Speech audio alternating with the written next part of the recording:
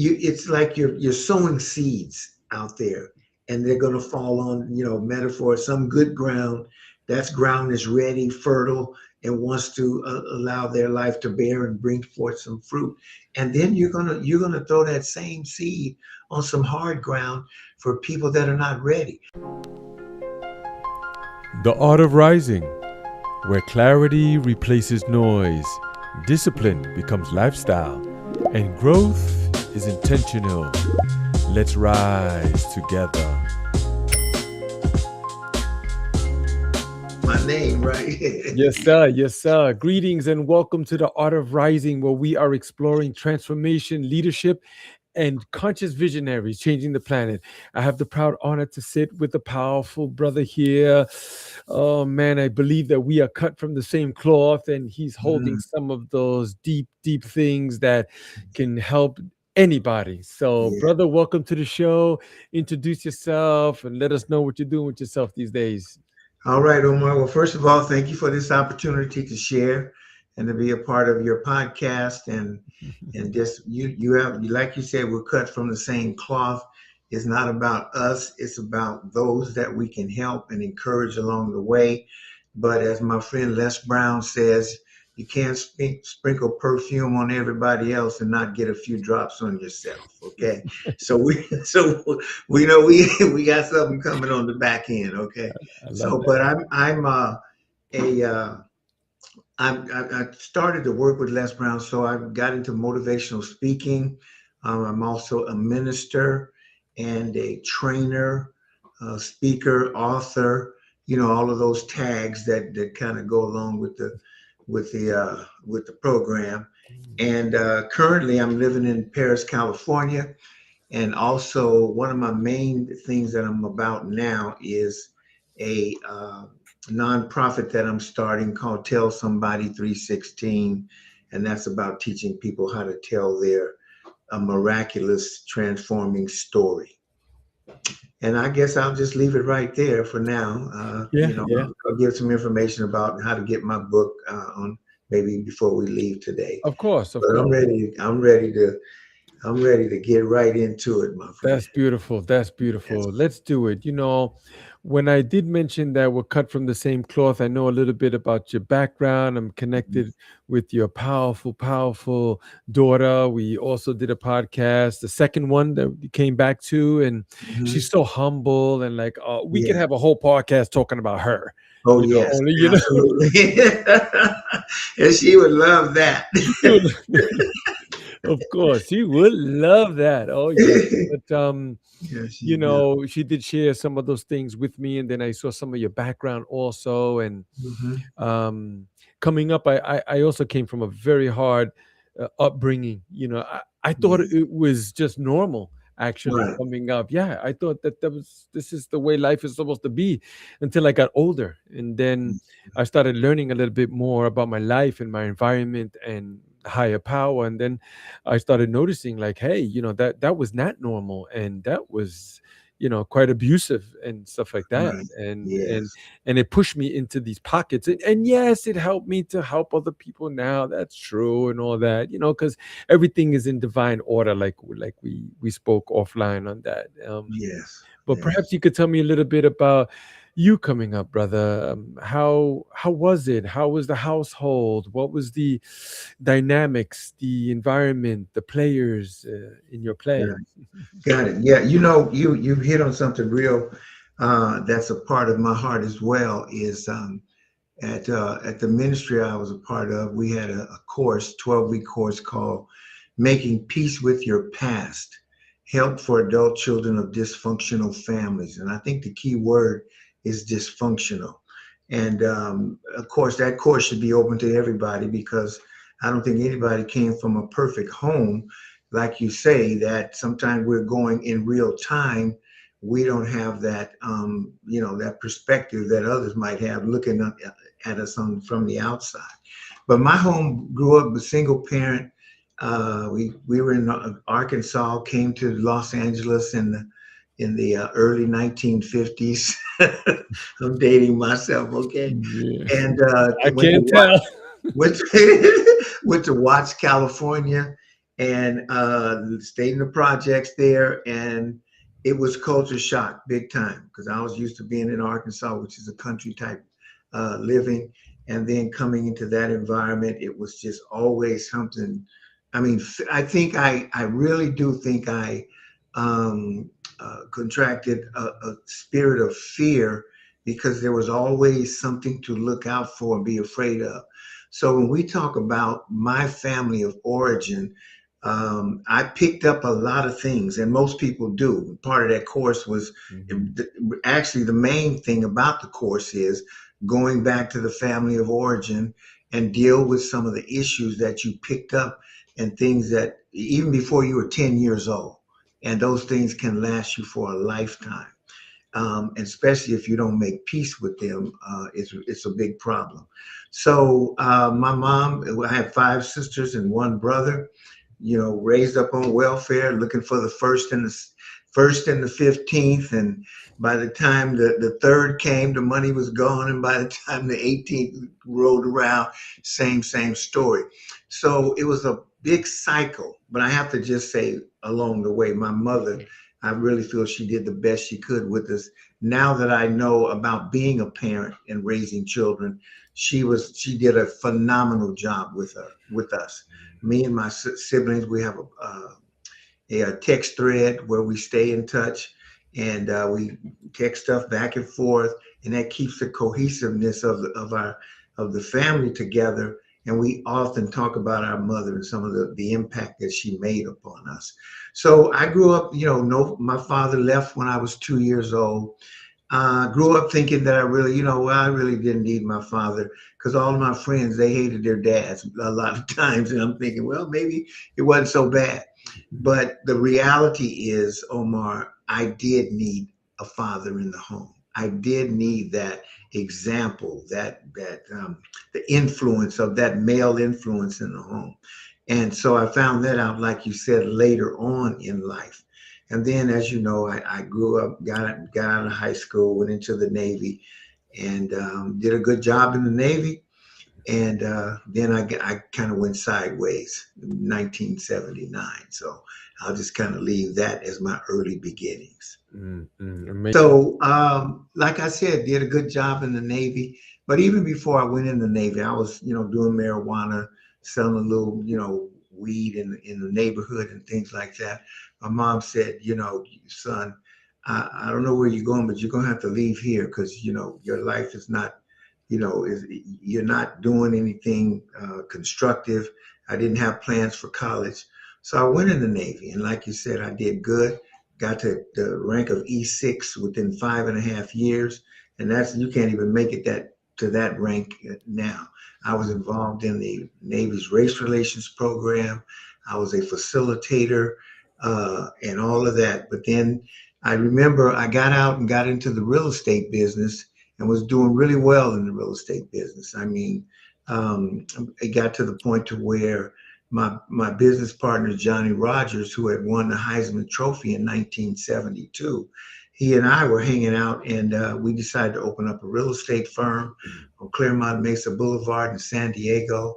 And if you'd asked me where I was headed, I would have said, I'm on my way to the top, okay?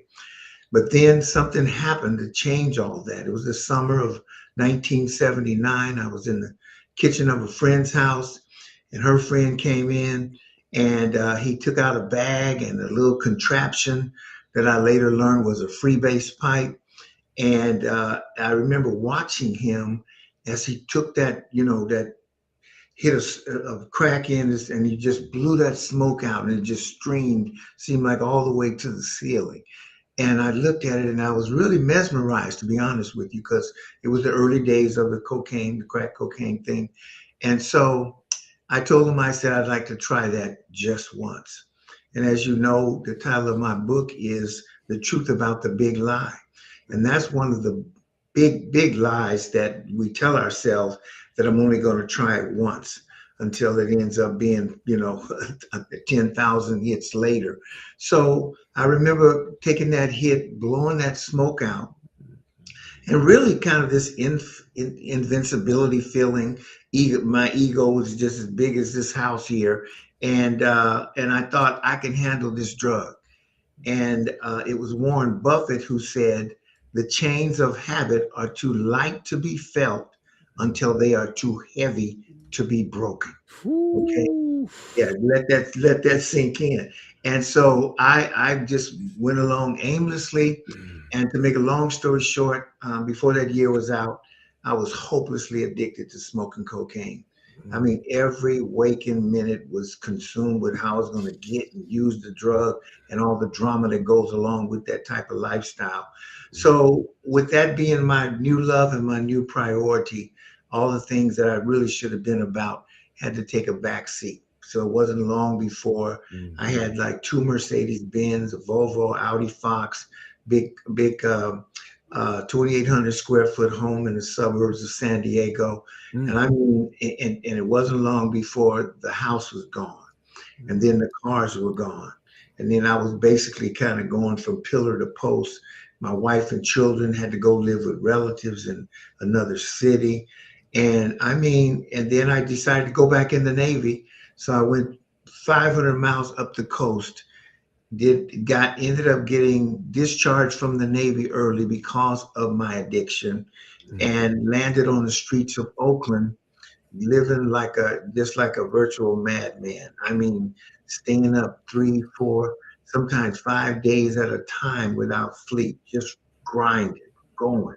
I mean, it was maddening. But at that time, I was on kind of what the honeymoon of addiction, where you got everything under control, and that's another one of those big lies.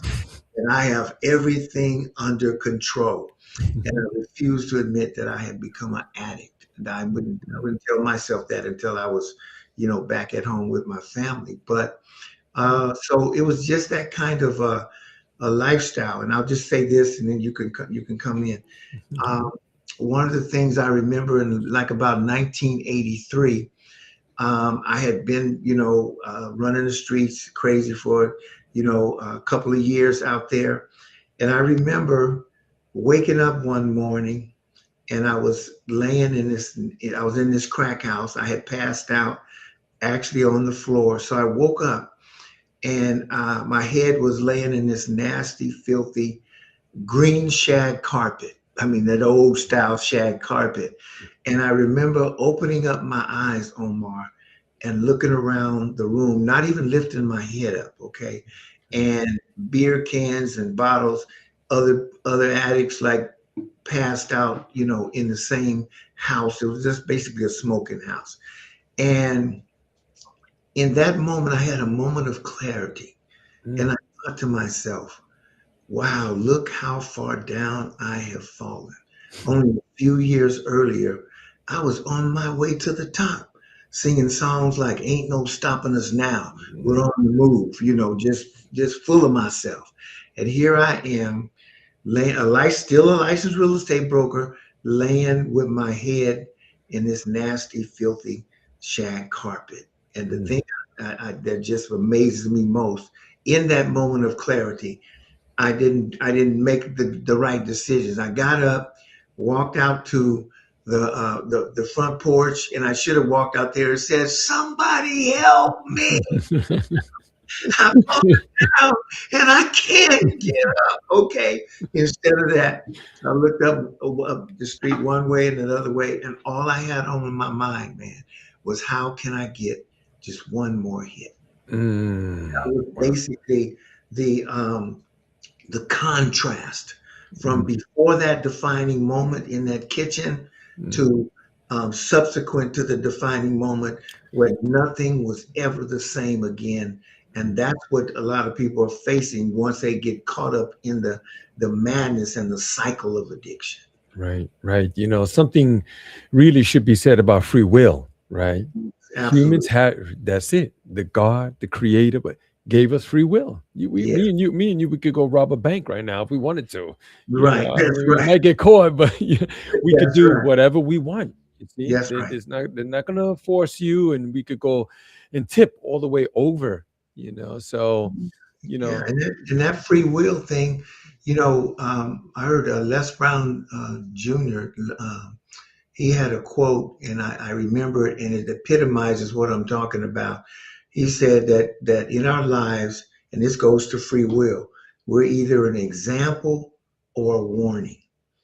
The Mm, early parts of my life with the real estate, going to the top, family, nice home, I was an example to my family. They said, "Oh, Dwight's doing good. You know, mhm, hometown boy made good." mhm, And then at the end of the day, though, that wasn't the end of the story. My story shifted and contrasted into being a warning of what not to do, a mhm, warning of what not to allow yourself to get caught up in. And so I've kind of lived those two right, paradigms, and then obviously to come out of that and to know what it's like to recover from, just a devastating uh, right. downfall.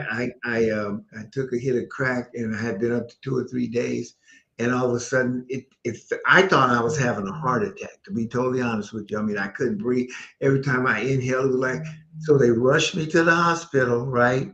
Mhm, And I'm in there, and they hooked me up to all these monitors and everything.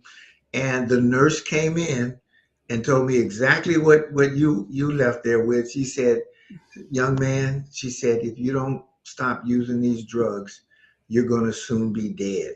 And I mhm, mean, she just, you know, mhm, but again, the numbness mhm, of the addiction where I had crossed that mystical line to where it was experimental, it was fun, I mhm, had money and all of that.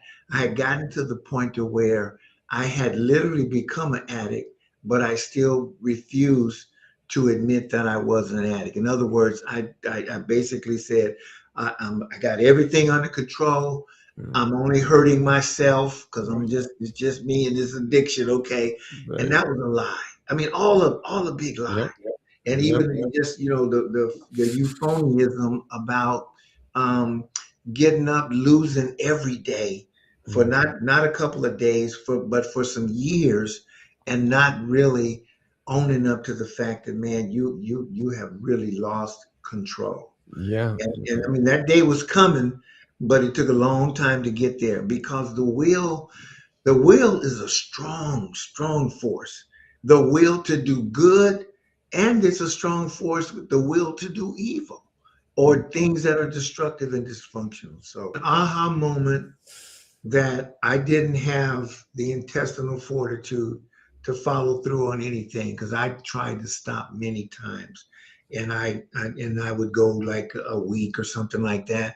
But then I wait, get up, get stressed out, and say, "Well, I'm gonna go get me a hit," and then I was back to the races. Plus, I was running the streets, selling drugs, so people was always coming at me for stuff, and I was just, moving and flowing. I mean, just like you said, caught up totally, completely out of control, but mm, in control when it came to learning how to navigate in that subculture.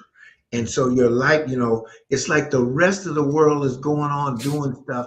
And I remember I would be up sometime after being up like 3 or 4 days, and I sometimes I had to catch the bus to do stuff. And I would get up, I would be like been up all night for a couple nights. And then I'm looking at these people that are on their way to work. They're looking all fresh and they got their ties, and I'm sitting there losing every day. But I think the good thing about it, though, we're sharing some of our war stories, mhm, but the thing that I'm hoping our listeners are aware of is that these brothers are talking about another time and another life that they lived.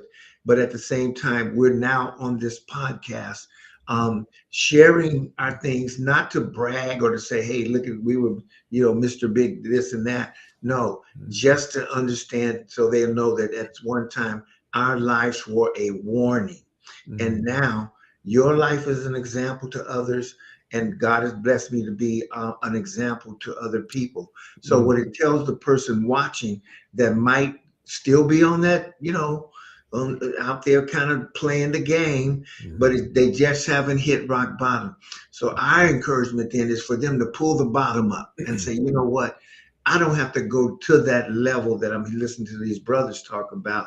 I can see their example and heed the warning mhm, and get some help. But again, it's easier said than done. So what we're able to do, Omar, is plant seeds that may not germinate and bear fruit today, but a lot of times, I've had times where I look back on what someone told me years earlier, and what they told me was true, but I wasn't ready to live that truth. Mhm. Okay, until truth merged with my need. The need was Mm. all for I me. love that. So I love that. when I finally shut it down, Mm. I was done. So when I got up and left that day, of course, I went out and found some way to come up again, because it's all about getting a customer and then going to get them a package. You get what you get from it, and you start up and you get your grind on for 2 or 3 days. And I'd have stuff like TVs, watches, guns. People would just be coming in there, because the time that I was caught up in the crack addiction in Oakland, it was like the 81 to 86. I mean, that was when things were just, overwhelmed law enforcement and everything. People, we would stand in front of the house we was living out of, and be like at a drive-in movie in the middle of the street. Cars coming both ways. So when you're caught up in that kind of adrenaline rush as a lifestyle, and then of course smoking at the same time, I was really my own best customer most of the time. Right, right. Every from now and then I get caught slipping, and boom, there I was, Mm. and so that happened. So I ended up getting a case, did 4 months in Santa Rita Rehabilitation Center up in Northern California. Got out, and I knew one thing, that while I was in there, I should have been thinking about Dwight. You got a timeout from the madness, from the drama. Why don't you, get a plan together for doing something right? But I was so immersed in that lifestyle. All I thought about was, boy, I can't wait to get out of here and put me a big one on the pipe and blow it, all that. Just, I mean, bondage is just that. It's like the ability to look beyond the circumstances of your life at a certain period are so strong and so powerful that the thought needed to even think about getting past all the bondage and all the madness, those thoughts don't even come, because you get into basically a survival mode, and I got to feed this addiction, and just all of that. So I'm going to make this real short. So I got out in about 3 weeks later. I basically didn't have nowhere to live. If I had some dope, I could go stay, go to anybody's house, okay? Stay till the dope ran out, okay? Yeah, right. After Then you you gotta go. you got to get somewhere and be somebody, okay? In other words, you got to get up out of there with weight. Mhm. So that just was crazy. So I remember calling my sister, my oldest sister, and she was in Southern California. And I told my sister, I said, Margaret, I said, I'm just so tired. And I was, man, I was just dog tired. Not a tiredness of just simple fatigue, but a tiredness that goes down to the bone and the soul of a person. That's a fatigue you can't shake with sleep, because it's a soul weariness. Okay, I don't want to go into all that now. But anyway, so I called her, and she, I told her that, and she said, well, if we get a ticket for you, will you catch the plane? Because I had got tickets sent up there and stuff, and I turn them in, get the money, go get a hit. So, but this time was a little different. And so I told her, yes, I would. And so she told me this. She said, well, before we get off the phone, can I pray for you? Right? Because I didn't have no God in me, no higher power, none of that. Okay. And that was part of the problem for me.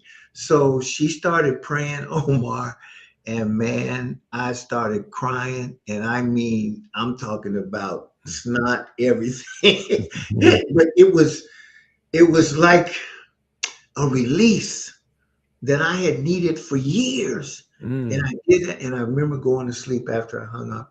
And I slept better than I had slept in a long time. So I got on that plane the next day. And when I got off in Southern California, I wasn't really sure, because I had been gone from my family at that time 5.5 years. Okay. And so I'm standing there at the airport. Listen to this part. Nothing but the clothes I was wearing on my back, all the cars, the homes, the possessions, and just in my self-respect. And you talk about somebody standing there feeling terrible, okay? Because now I got to face the consequences of my poor decisions and my addiction and all that. So I'm standing there waiting, and I look, and coming around the corner in this old Chevy Nova car, okay, was my wife. Okay, man, I didn't expect her to, and she didn't. There's no way I would have even told her, you need to be here for me. Because you know what? Brother Man done just poo-pooed and fell back in it so Yeah. many times. Yeah. So, you No, know, you nobody, burned that bridge. You burned it for there sure. you go. Nobody owes Dwight nothing. Mm. So instead of coming around the corner and doing a drive-by, okay, she didn't do a drive-by. She drove up. And I like this quote that says that forgiveness is like the sweet fragrance Mm. that a rose leaves on the foot that crushed it. And I had crushed my rose, man. I had crushed her. And there she was for me when I wasn't there for them. And I remember getting in that car and looking over at her, Omar, and saying, you know, hi, honey, how are the kids? Like I've been on a free 3-day business trip. And what she really had the right to do, God bless you, what she really had the right to do, you okay? I'm good. I'm good, You good? brother. Okay, what See, she to really see. had the right to do was to, you know, just look at me and say, well, if you had a been here, you would know how the kids are doing or something like that. Mm. But man, I experienced unconditional love Mm. on a level. My wife was not a doormat, okay, was not codependent. It was unconditional love. And then she had later would later tell somebody that if I chose to forgive him, I couldn't keep bringing up his past.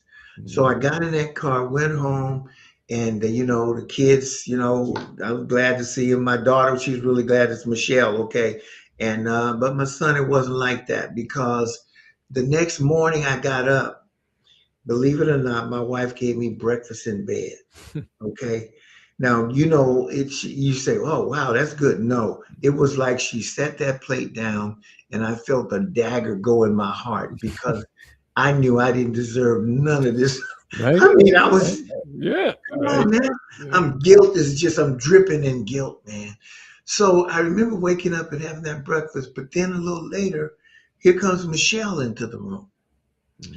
Now, I used to get a little emotional on this, but I'm gonna try to hang in there because she was 2 years old when I left her, little cutie pie, and now she's almost 8 years old.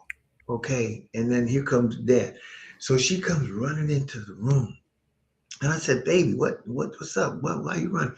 She said, "Daddy," she said, "I just wanted to make sure that you were still here." Mm. And I grabbed Michelle and told her, baby, I'm not going nowhere. I'm here, you know, that kind of thing. And like I said, it wasn't the same situation with my son because he was 5 when I left. And I just ripped myself away from him for no fault of his own. I was chasing that addiction, but he had a chance to kind of bond with his dad a little bit over those years. And I know it messed him up. And I get that. And I had no, you know, all I could do was just nail me to the cross over here because I deserve Mm. crucifixion. Mm. Mm. So that I struggled with that addiction for another 2.5, probably another 2.5 months. I was pulling weeds up in a neighborhood, in a kind of a rich neighborhood. And I'm telling you, I was up there doing those weeds, but boy, my high power, the Lord, was working me over, man. I would be up there and I would stop and I would just be bawling, man. I Mm. mean, I was dealing with a whole lot of stuff.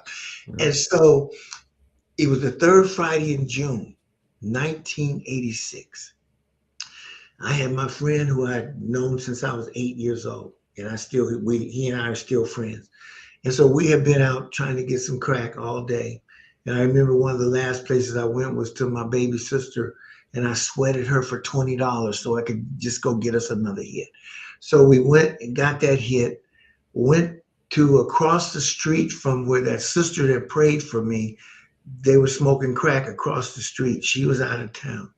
So I was up in there smoking, and I got down to the fact that when we didn't have any more. And of course, when you don't have no more, you just want one more. Okay. A hit is too much and a pound ain't enough. Okay. You know that equation. Okay. So uh, again, my nephew was there and he was selling some rocks. And I went over to him, man. And I mean, I used to throw this little boy up in the air. I was his Uncle Dwight, and and I went over there and I started sweating him for a hit. Mm. And I said his name. I said, please, just give me one more hit. Oh, no, give me a hit. I didn't say the one more. And so he kind of reluctantly gave me about maybe a $7.50 blast. And I put that on the pipe. I took it in. I blew the smoke out.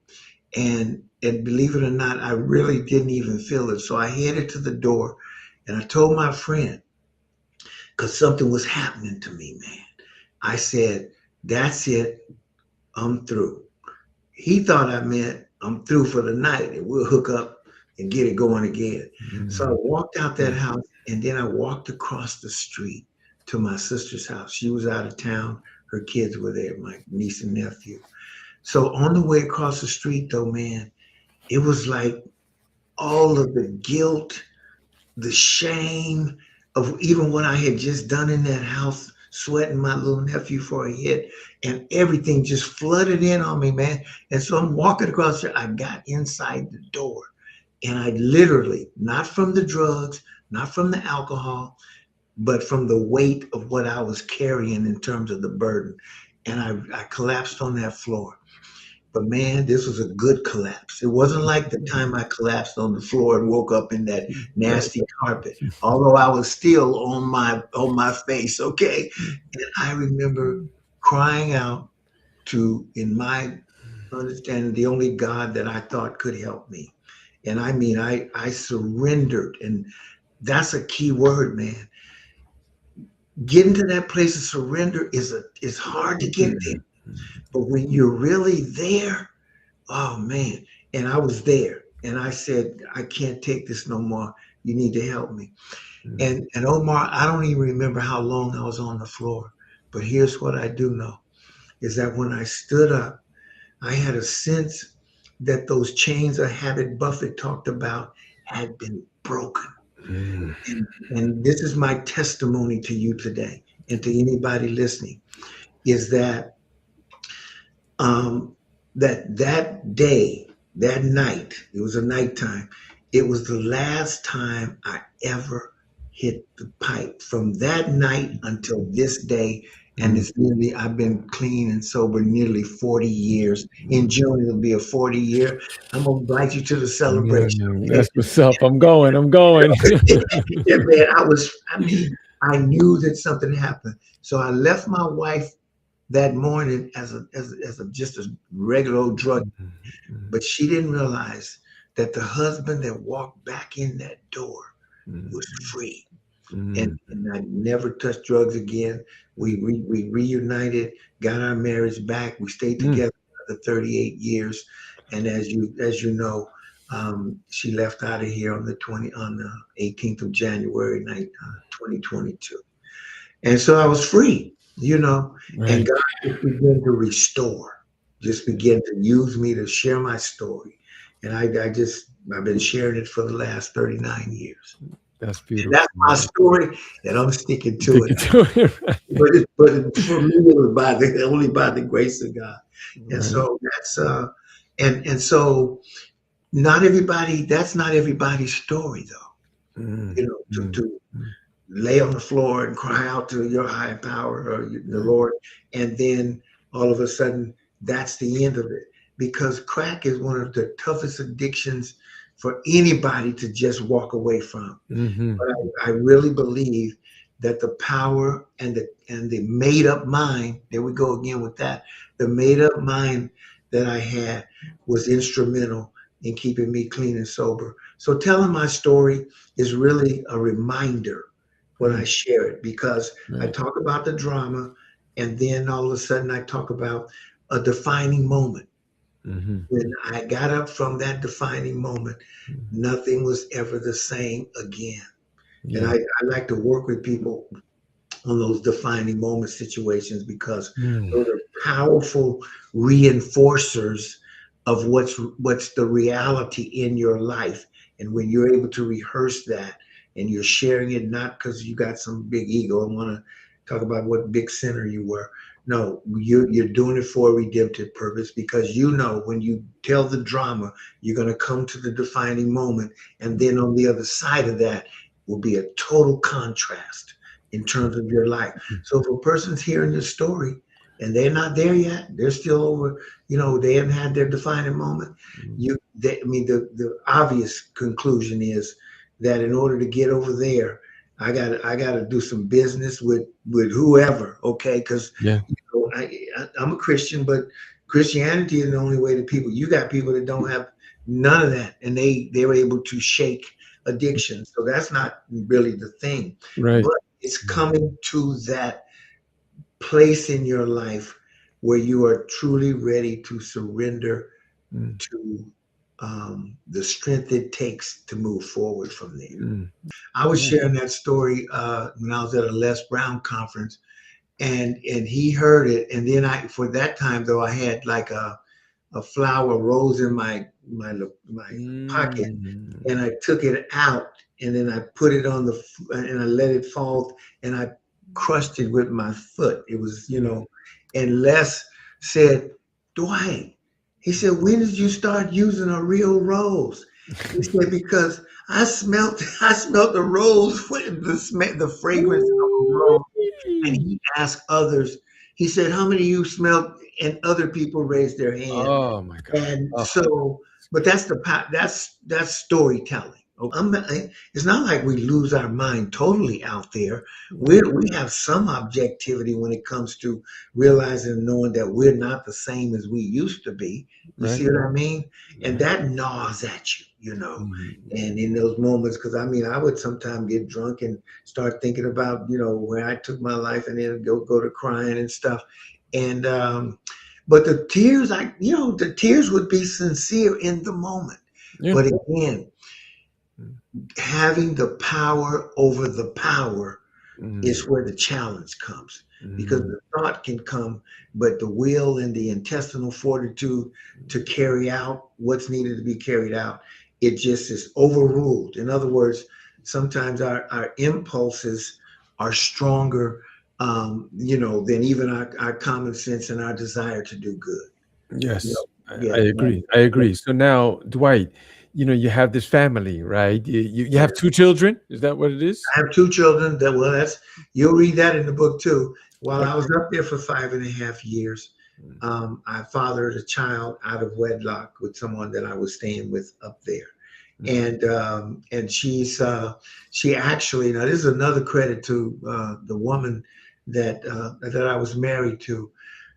She allowed the little girl, her name is Latoya, to come every summer to live with us. And now that ain't a Mm. lot of people's story. Some women don't want to have nothing to do with Yep. that outside child that you acting a I fool. know. But she said her Sadie is my wife's name. She said that it's not the child's fault that they're in the situation that they're in. And then she came to live with us when she was 13. So I have Incredible. three children.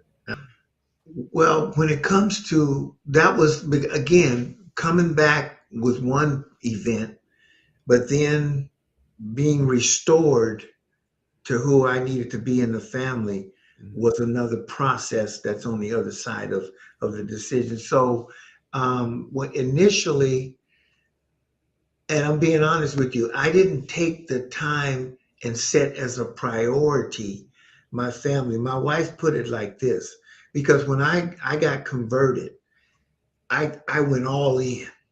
Okay, when they opened the door I was there, because I had to replace Mm. all of that energy with something that was going to be positive, Mm. and for me, and so what they this is not an excuse, but I really wasn't ready to be who I needed to be. Mm. When I came back, man, I was a shell of a man. I mean, just shell shocked. I had, blown my life to such a degree that it broke me down as a person. Okay. I would try to read like a verse in the Bible or something, and man, I couldn't concentrate for more than 2 or 3 sentences before my mind would just go drifting off somewhere. So I really committed myself to that. So my wife had a statement. She said, he didn't come back home to us. Okay. He came back at that time. It was like the church. So the Lord had to kind of take me by the collar and say, hey, boy, you got your priorities out of order. And when I got that memo, I focused a lot more. And I'll give you a story about Michelle that kind of epitomizes what I'm trying to say. I was, she was a teenager, and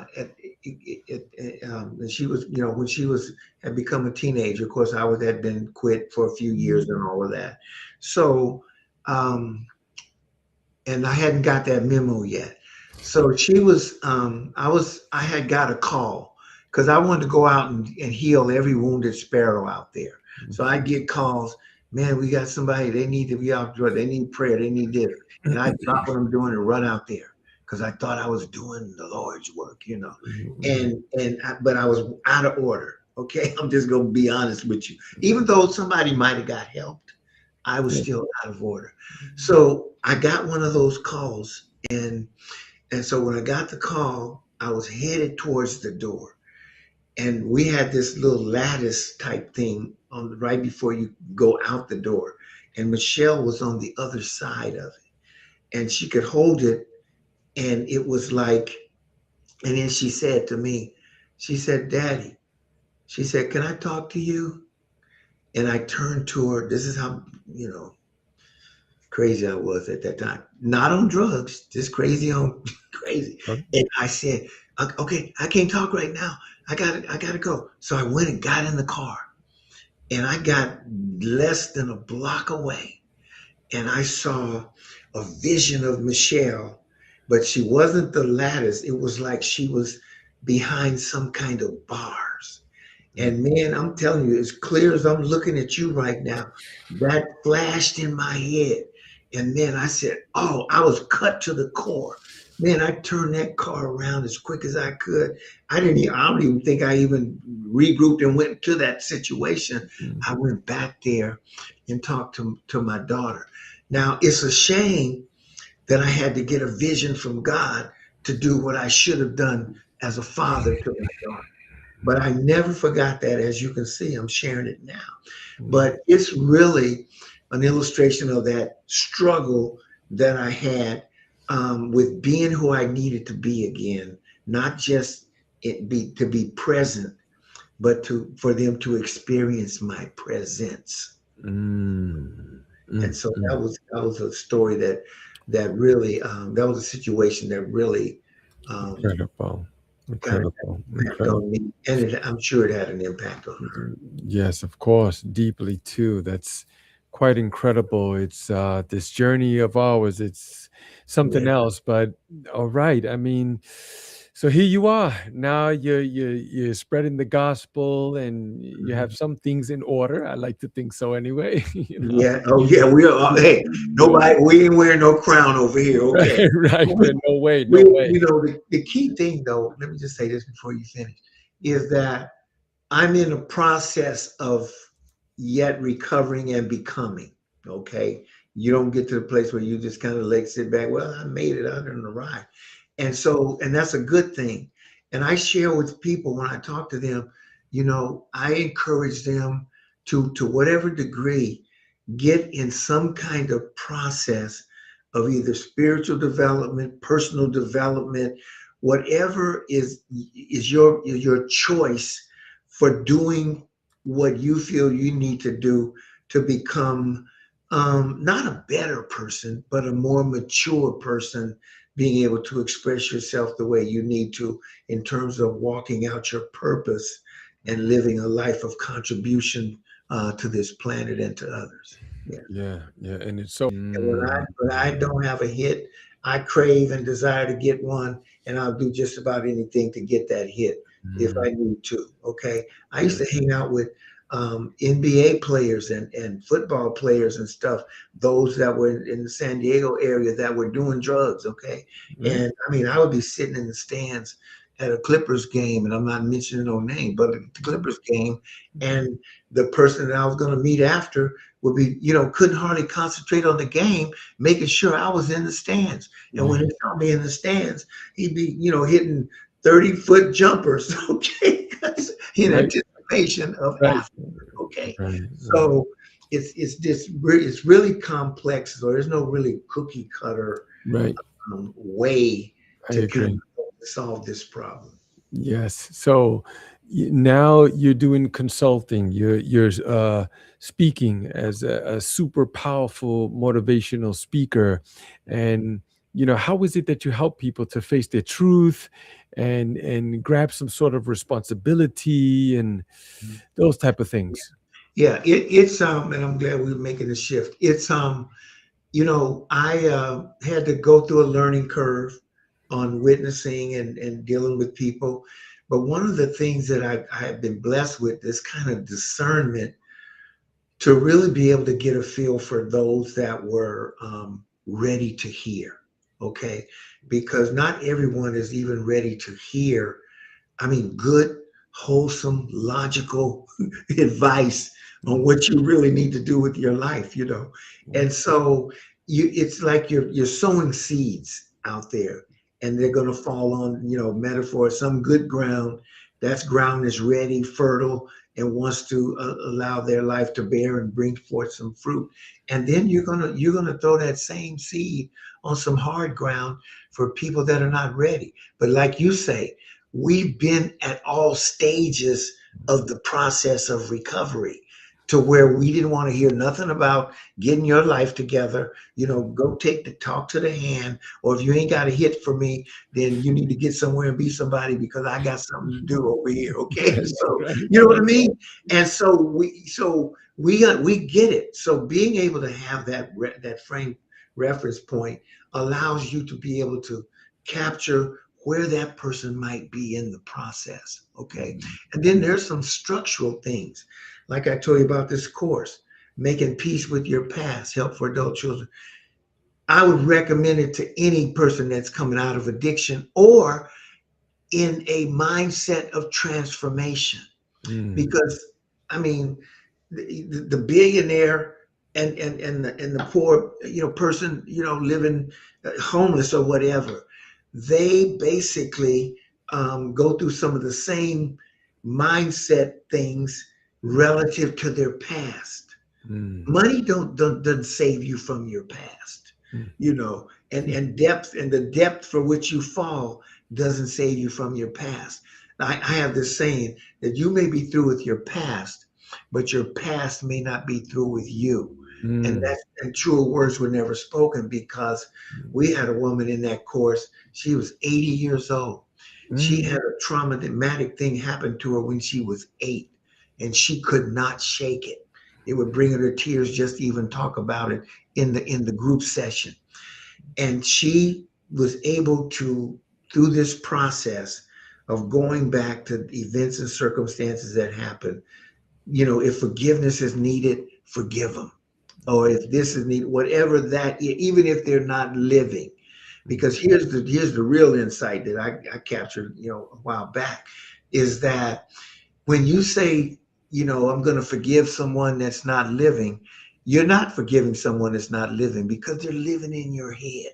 Okay. mm. They may be laying in a grave somewhere, Right. but they are impacting you in the area of anger, Mm, bitterness. So mm, that person, so you need to be able to handle that transaction in mm, order to not release them, that person dead and gone on to whatever, but to release yourself.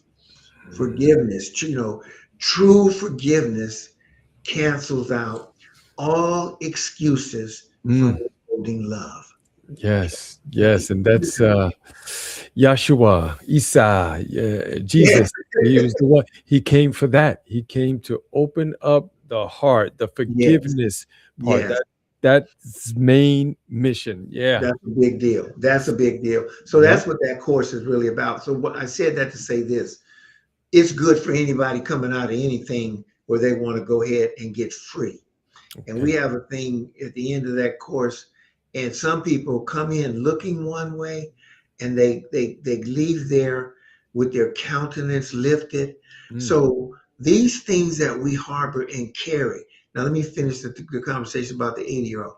She went through that course, and when I would see her at church after that, she had a big smile on her face. She'd always come up and say, "Brother Dwight, you know that course, it really changed me." She got set free Mm. from what? Her present? No, her past. Right. And let that thing go, man. And Right. you're lighter for the flight. Okay, you're getting light for the flight Mm. and able to. I mean, the clarity that you get after Right. getting some of that out of your system is just amazing. So we're into things like that, and I've been to the prisons and talked to people, but the good times that I treasure is some of the one-on-one times with someone, and here's a key word, that has a desire Mm. to be free Right. or a desire to change, and Mm. it always ain't all about drugs. Right. It's Right. man, Yeah. It it's could be. Yeah. That's a countless whole. things that can have people trapped. Okay. Tapping into that power that you don't have to go somewhere else to get it. Mm. It's possible to be Yeah. stirred up in you and allowed to make a difference in your life. Yeah, most definitely. Humans have that incredible innate ability of focusness. Yeah. We easily distracted, right? As you Yeah, can see, absolutely. it's rampant now. It's rampant. I mean, like I thought the '80s was bad, or like, Mhm, now mhm. it's just off the chain. Right. That's right. But humans have that power to Yeah. focus on something and get incredible things done. Yes. That's one of my theories on why they haven't destroyed this planet and broke it in a few pieces is because there are deep and powerful moments of compassion that Yeah. humans can show other humans, that we create these incredible things. So the Yeah. powers that be is probably saying, like, look at this, look, it's, yeah, but what about, no, but Right. look what Dwight's doing, look where he Yeah. came from, and look at Right. the power, and look how he changed these people. Yeah. Look, and Yeah. it's undeniable. So Yeah. I Yeah. think we'll leave it at that, and we're Okay. coming up on the time. Thank you All so right. much. Man, it I went by love what fast. you're doing. I love it. I love it. So tell us real quickly about the book that you have and where people can find it and things of that nature. Okay. Yeah, I have a few things going on, but in terms of just for today, Well, I'd be encouraging. let's hear them all. Go ahead, throw it all out. Go No, ahead. I'm gonna be nice on my first time. Maybe you'll invite me back. Okay. So, but my book is available at dwightpledger.com, and you can get it in book form, as you see right there, right here. You can get it in book form. Also got Michelle's book here. Right. Yeah, Okay. we got it. I know. I saw it on Amazon, her book. I was like, Right. wee. And so, and you can get it at dwightpledger.com and also in ebook form. Okay, as you know, I sent you my ebook, and Mhm. you can get it in that form. And then if I do a weekly for those that maybe are kind of gravitating towards the Christian type of messaging. But as you can see, uh, I I don't just stay there because there's other ways in which you can make the same point. You see what I'm saying? And so it's every Thursday, 5 p.m. West Coast time, 8 o'clock. I guess that would be East Coast, right? Yes, East Coast will be like 3 hours Right, ahead. yeah, 3 hours ahead. That's right. So, and it comes on every Thursday, and it's called Tell Somebody 316. Mm. And then there's a What is few. it? Is it a podcast It's, or? it's a it's I have I do it's a basically religious type messaging I using see. things out of the Bible and things like that. So you're speaking, you're giving this Oh yeah. teaching, this Oh, workshop, absolutely, or absolutely. okay, And kind of okay, like we're talking here, yeah, something comes up that, there's practical things that are going to be able to be grasped. So it's the kind of thing that a person, they can check it out. And if it's for them, fine. And if not, that's okay too, you see. And so I also have a speaking business with a partner named Dan Smith, and it's D&D Training and Coaching Solutions. And we teach men and women how to share their personal story. And we have a model, a 7-week process that we take them through, and it allows them to develop the genesis of their story, the journey of their story, and the resolution. mm, That's the flow that we teach them. And once they learn that process, if they're given 5 minutes, they know what to do. Or if they're given a whole hour, they're able to, in a real, understandable way, convey what's down on the inside. And so we have that process going, and as well. And like I said, a number of other things going on. okay. Well, we're gonna Yes. leave all that information in the show notes. Make sure people can directly contact you for any little thing. You seem that you're open like that, Yeah, so I'm sure somebody absolutely. could reach out to you, and sure, you'll make some time. I'm sure you will. Yeah, that's right. Yeah, if I'm talking to somebody about something that I don't do, I stay in my lane. Most of the time, I know Right. who does that and who can be trusted to do that, to That, engage with and things like that. that's Yeah, beautiful. I have Thank enjoyed myself, and I love your story. Now, you need to go through our process. I'm not. It's not a shameless plug. You got some real, you. some really good Mm, moments, defining mhm, moments. A lot of mhm, them mm. that you can lace together, and I mean, Mhm. Yeah. yeah, yeah, Once you did mention that, immediately that came to my head. Like, yes, seems like that's something I need. Hold on, absolutely, yeah. I'd love Yeah, to you to go through yeah, that process, especially of with the course. mindset that you have. You'll come It's across it. it's powerful. Sometimes, Dwight, I look at myself and I be like, "How did you turn into this guy?" Like, incredible. Yeah, That's and then my wife, she had seen some of those things too, like the pain, and yeah. I was dragging her, by her feet, face down, Oh through my the mud, wow. So, nowadays, I'm sure I drive her crazy. Like, oh, here's this guy again with this mindset thing, and Keep it going. yeah, I'm Pour it like, on. hey, Don't that's take nothing back. Add no, more I'm to taking them back. This is it. Yeah, Yeah, that's but beautiful. But plus she hung in there with you. I have young kids too. I have an 8 and a 10-year-old. I have a 33-year-old, right? Which she got Okay. the bad part of that other Oh, part. right, But right. but with Yeah, the 8 and the 10 here, like, oh no, it's full time. It's on. They're watching me like yeah. sponges. Every little thing I say, the way I move, the way I talk, the music I hear, like the food I eat, and every now Man, and that's then I beautiful. hear them repeating it. They'll tell their friends like, "Oh no, that's not good for you." And, oh wow, Right. that's me. Right? That's right. That's right. And that's what I love about, like they tell me sometimes you don't look like what you've been through. And you don't look like what you've been through based upon where you came from. Okay. But that's the testimony. That's the Okay. testimony. To be able to be standing up and sharing your story, and Mm, they're hearing about a person that don't look like the guy standing up there talking to me. yeah. And that's where the hope comes in. And that's what Mhm, happened to me. I heard a testimony of a guy who told his story, and I said, "Wow!" And it was in a church situation, right? And mhm, so after he got through telling his story about alcoholism and then getting his family in the post office, mhm, they started playing some music, and he started just. And this is when I was still smelling like a crack pipe, sitting in church trying to come to God, type of thing. mhm. And he started jumping up and down, and I looked up there, man, and I said, nobody could be that happy, okay, Mm. over nothing, all right? But time went by, and Right? soon I found myself Mhm, overwhelmed with joy unspeakable, mhm, okay? mhm. When you think about where you were and Yeah. you have that then and now flashback. And that then and now flashback, man, can really give you a jolt of I Yeah. mean, just a surge Yeah. of joy, For sure. of, For of sure. appreciativeness, Yeah. thankfulness, all of those markers Mhm. that you want to be that you want to be identified with. Because you're an example now.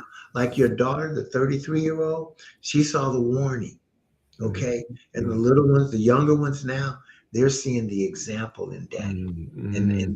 that's beautiful for me to hear that because Mhm. everybody don't have that story. Even people that haven't went out there on drugs, Right. they don't have the story Right. you Right. that I just heard you say.